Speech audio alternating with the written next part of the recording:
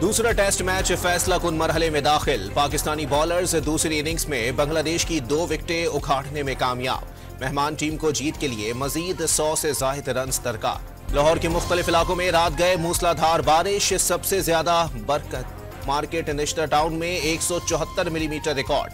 फैसलाबाद, शेखुपुरा और सियालकोट समेत पंजाब के मुत्तादिद शहरों में भी बादल बरस पड़े। ननकाना साहब में सड़कें और गलियां तालाब का मंजर पेश करने लगी। बलूचिस्तान के इलाके किला सैफुल्ला में क्लाउड बर्स्ट हो गया। तूफानी बारिश ने तबाही मचा दी। पहाड़ी इलाकों में इंतहाई ऊंचे दर्जे के रेले करीबी आबादियों में दाखिल। फसलों और बागात को तबाह कर दिया। बड़ी तादाद में शहरी बेघर हो गए।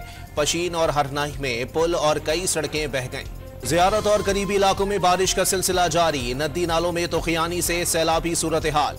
कोयटा, जियारत और संजावी दुक्की शाहरा ट्रैफिक के लिए बंद।